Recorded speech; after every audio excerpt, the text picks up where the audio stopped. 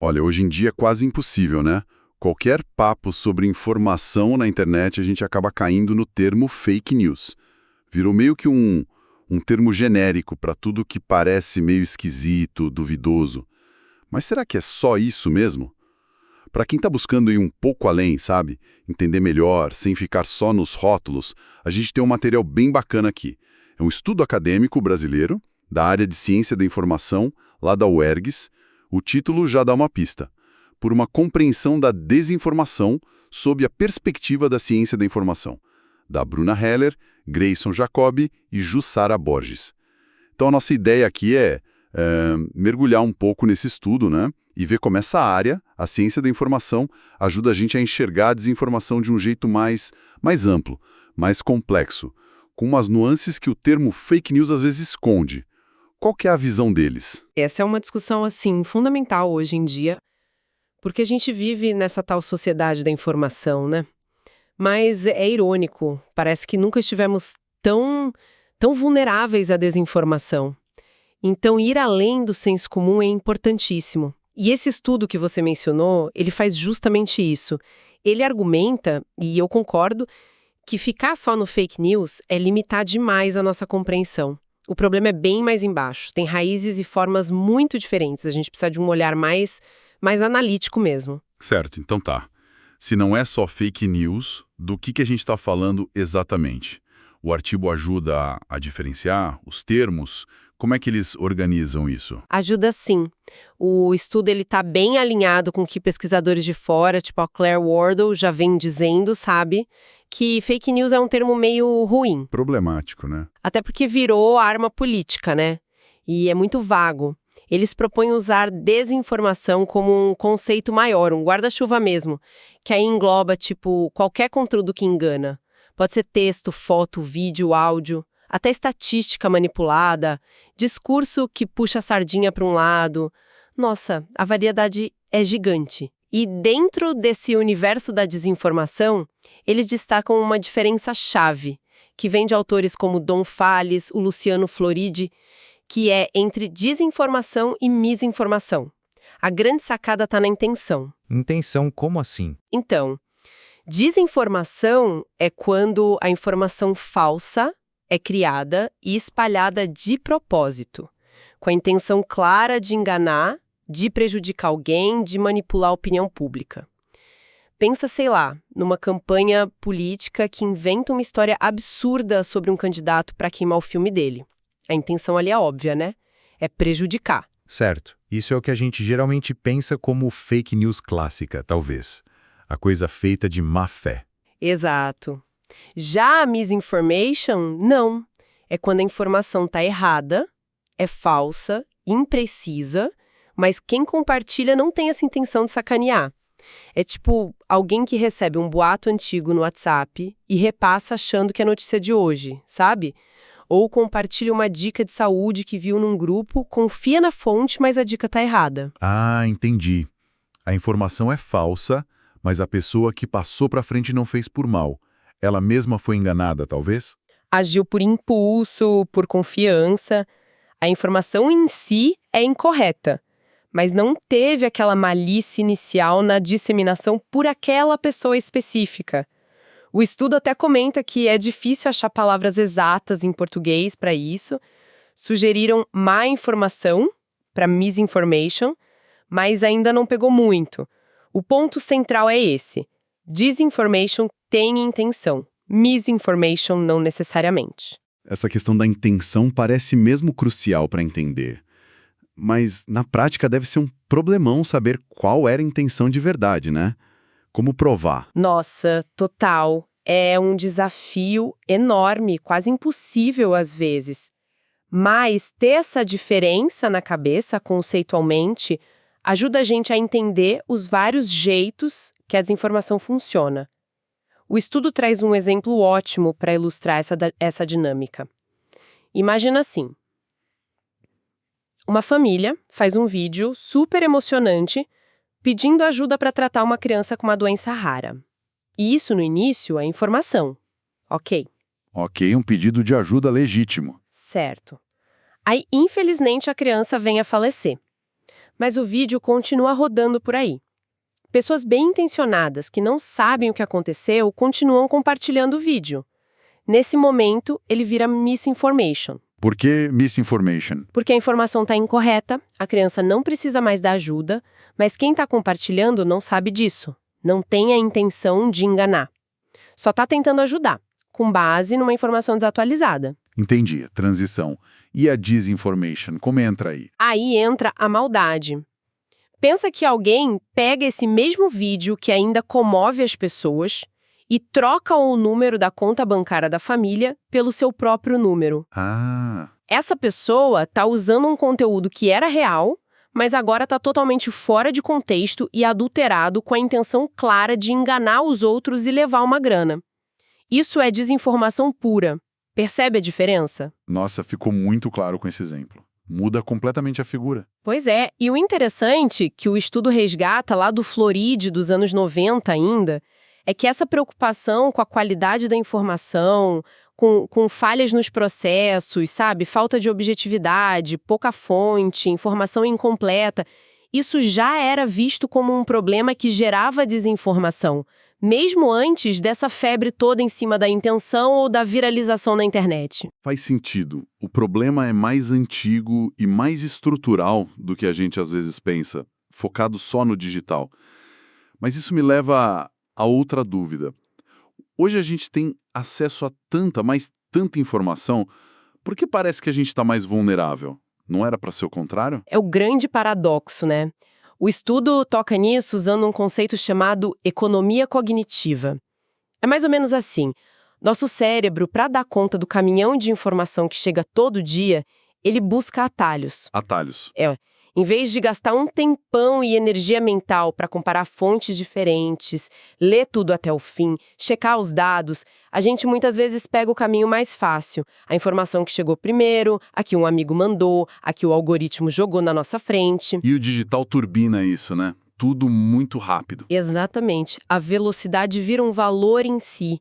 A gente quer a resposta na hora e tende a confiar no que entrega rápido, sem pedir muito esforço de análise crítica da nossa parte. É cômodo. E aí, nesse contexto, as nossas emoções, as nossas crenças, elas ganham um peso gigantesco. O estudo, citando vários autores, mostra como a desinformação se aproveita muito disso. Coisas que mexem com a gente, que confirmam que a gente já pensa sobre política, religião, qualquer coisa, a gente tende a aceitar mais fácil. Passa meio batido pela análise racional.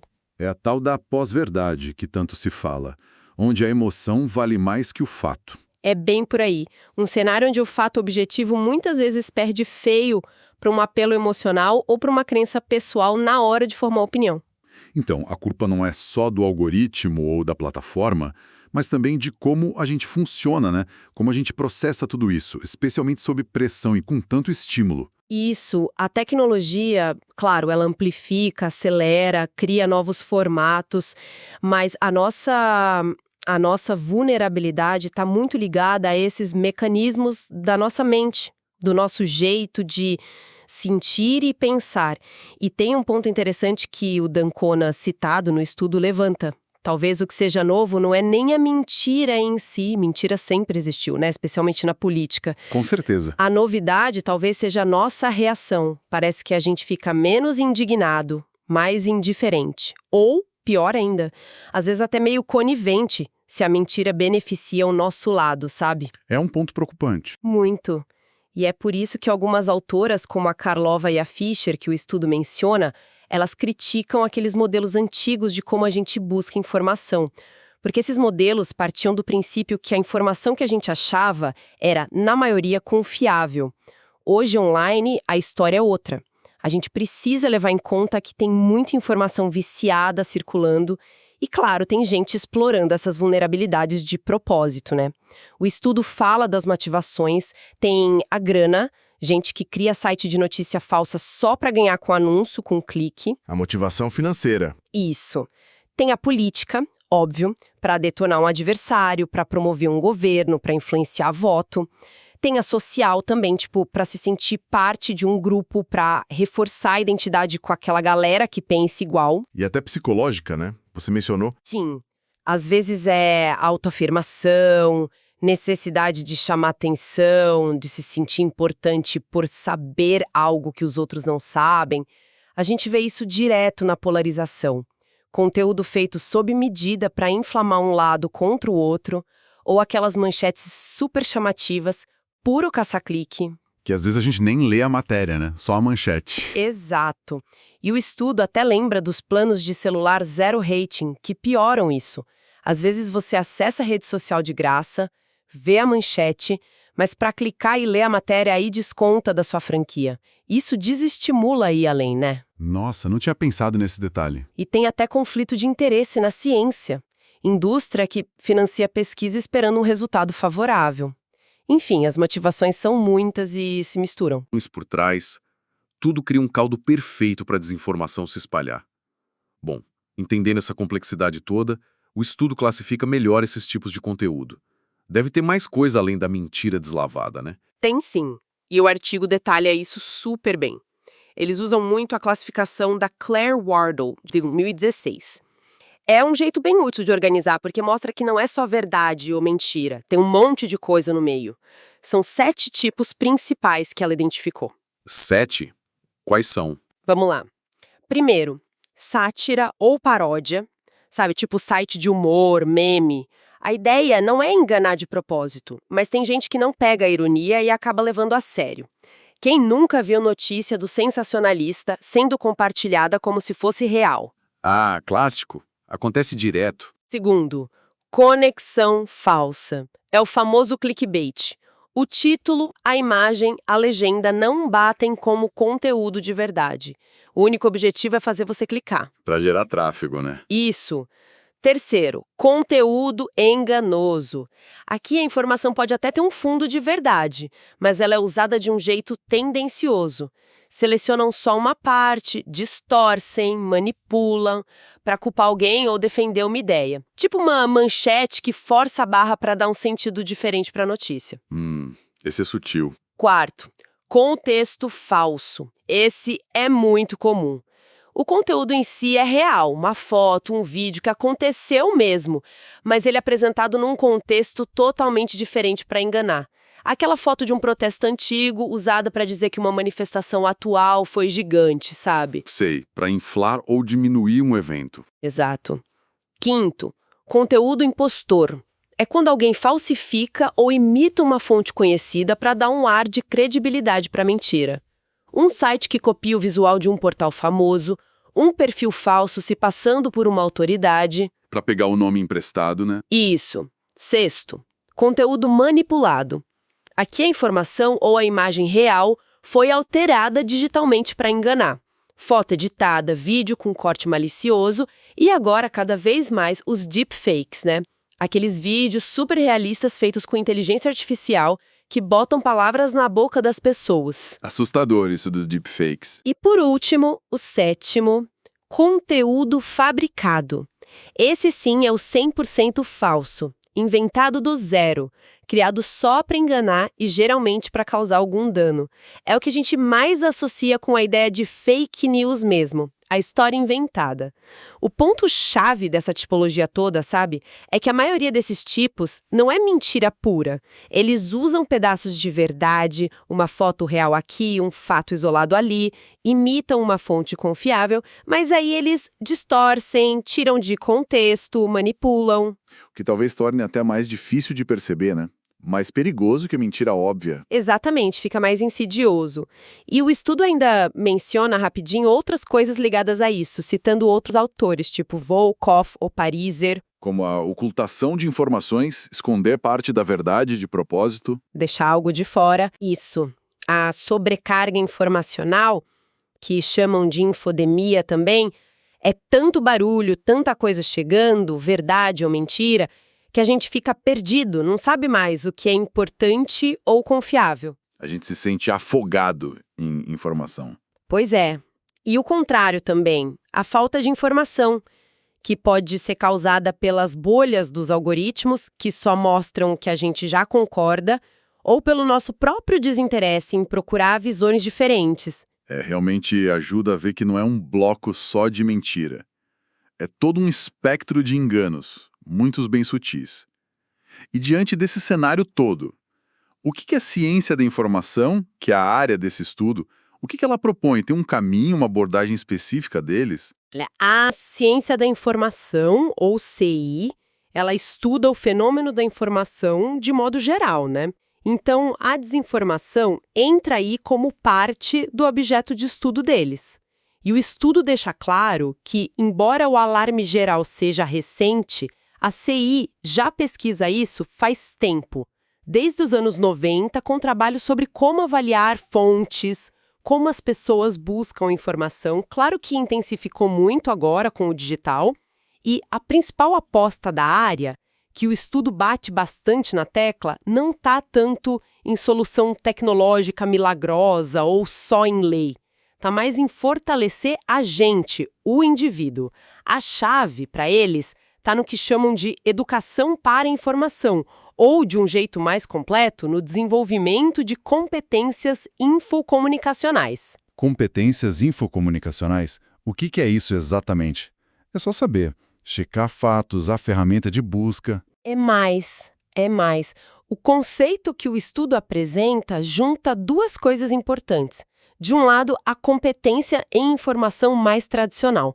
Saber que precisa de informação, saber onde buscar, como avaliar se a fonte é boa, se o conteúdo faz sentido, usar a informação de um jeito ético. O básico de pesquisa, digamos. Isso, mas com um foco crítico forte. E aí vem a outra parte, a competência em comunicação. Que é fundamental.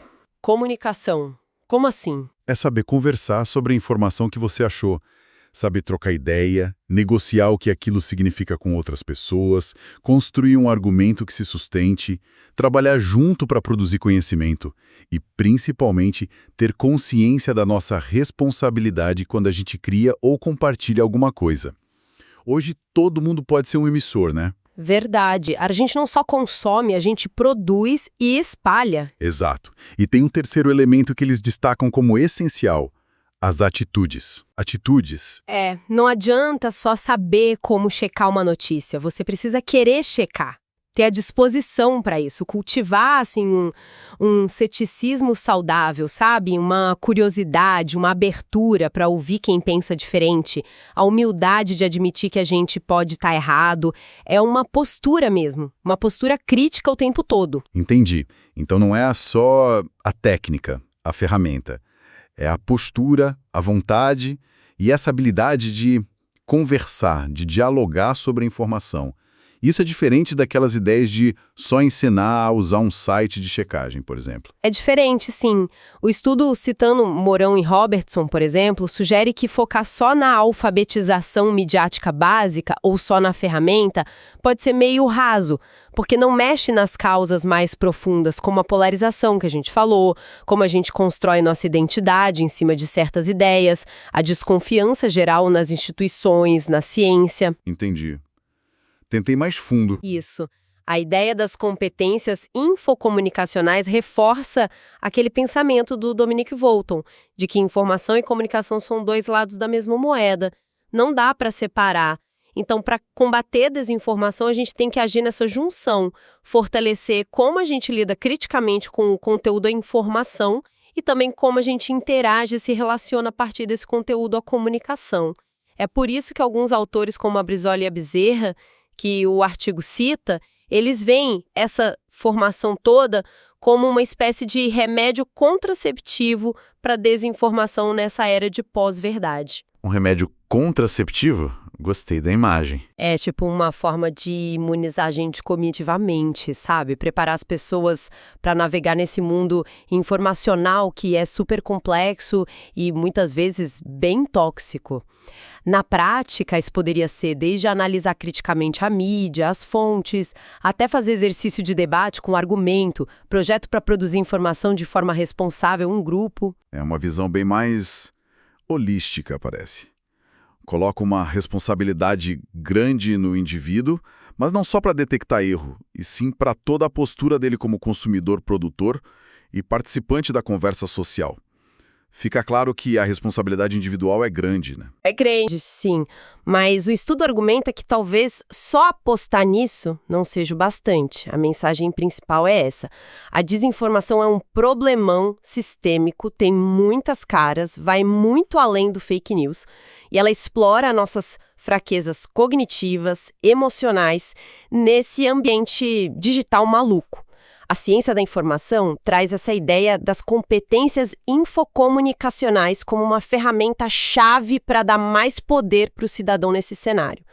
Só que, e aqui acho que vem uma reflexão final importante, que está na conclusão do estudo, os autores são bem claros. Ações isoladas de educação para a informação, tipo uma oficina aqui, um curso ali, elas são legais, mas o impacto é limitado. Não resolve o problema na raiz. É o que eles sugerem. Eles defendem que desenvolver essas competências infocomunicacionais tinha que ser visto como política pública de Estado. Uma coisa estrutural mesmo, sabe? Que atravessasse todo o sistema de ensino formal, desde a escola básica até a universidade. Uau! Uma política de Estado, isso é forte. É forte. E aí levanta uma questão para a gente pensar, né?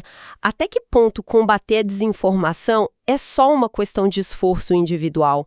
De cada um fazer sua parte, checar, ser mais crítico? Ou será que para ter uma solução de verdade a gente precisa de um compromisso coletivo, estrutural muito maior, envolvendo governo, plataforma de internet, escola, sociedade civil, todo mundo junto para construir um ambiente de informação mais saudável, mais ético, mais resistente à manipulação? Fica essa pergunta no ar, né? Sobre onde está o equilíbrio entre capacitar cada um de nós e a urgência de pensar em ações maiores, sistêmicas. Uma reflexão fundamental para a gente encerrar essa análise. Fica muito claro que, para entender lidar com a desinformação, a gente precisa mesmo ir além da superfície. Olhar tanto para a nossa bússola interna, nossas competências, quanto para as correntes complexas desse mar de informação onde a gente navega todo dia.